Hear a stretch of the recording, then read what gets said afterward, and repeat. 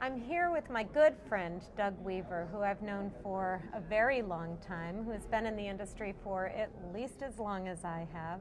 And Doug, you've had a long-standing relationship like I have with the DMG Group, going back to the days of iMedia.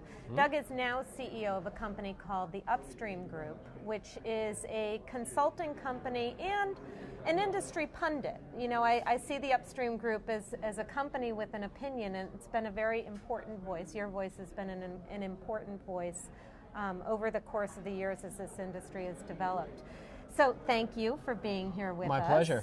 I'm glad those years at pundit school didn't go to waste. Definitely. So, as you're here as a pundit, I'm asking a lot of people about some of the changes they're seeing in the marketplace. And, you know, obviously we've seen a lot of change over the past years, from the early dark days when we called someone who accessed the internet once a week as a heavy internet user to, you know, now it's all around us.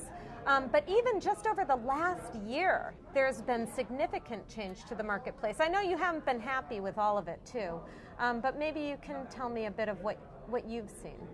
I think the marketplace overall is in a big state of flux right now. I think that the movement towards trading desks and demand-side platforms and audience buying, I think is a healthy and it's a very natural thing. But I think it's also something that is going to challenge kind of who we are as a business. I think what it does is it takes a lot of the plumbing, the making the right ad show up in front of the right person at the right time, and really commoditizes that. So I think that now is the time where publishers, agencies, marketers have to now shoulder the burden of what are we going to do with this plumbing system that we've built now? Because I think the real value of the business is not going to be sort of delivery. I think the value of the business is going to be sort of what it is that we deliver and how we reimagine what marketing is. And that's exciting, and it's also challenging. Well, there's certainly the numbers side of the business, and there's still the creativity side of the business that involves humans. If you listen to David Kenny from Akamai, he talks about machines replacing humans and that potentially being a good thing. They work on Christmas and their salary goes down every year. Right. But I think that, you know, as a thinking business, it's important. What you're saying is that it's important to keep the strategy alive. Well, I think that the real challenge that's going to happen in the business right now, and I think that publishers are stepping up to that challenge a little quicker than agencies are, in my estimation. I think the challenge is going to be leaving behind our past, not just our digital past, but the idea that we're building on top of an advertising model, you know, creative, media, all those disciplines, because I think that's really a thing of the past.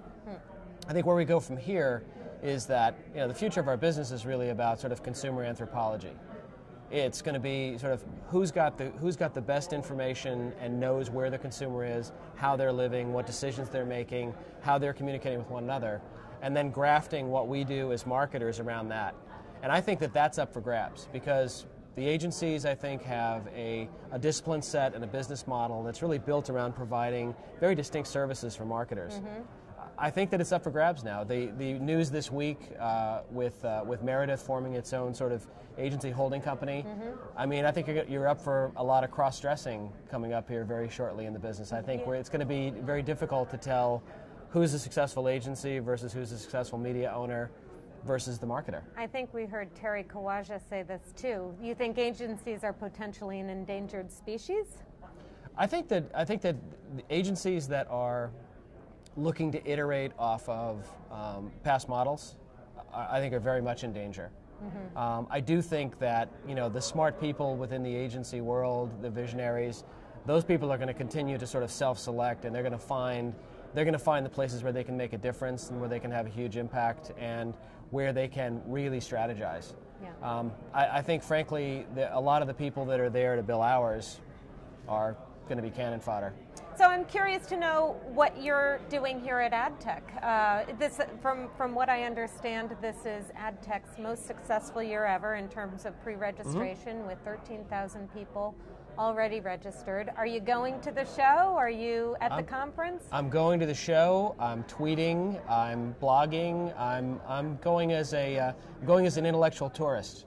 Really? And, yep. In fact, on my blog this morning, which is The Drift, I actually put out what I thought were 7 really provocative questions. I'd like specific panels and speakers to answer. Hopefully, I think we should all be really, I think that being on stage at one of these events and offering your opinion and so forth, I think it's a privilege. And I think that the people who are up there should be willing to work for it. I totally agree. I wish you had the mic in your hand. I remember you running the town hall sessions. Well, you never know. It's early yet. You are known for the provocative questions, so I want to be in the audiences that you're in. You might you might hear a couple here and there. We'll see. Okay. We'll see. Thank you for joining us tonight. It's my pleasure. I appreciate it. Thank you, Sarah.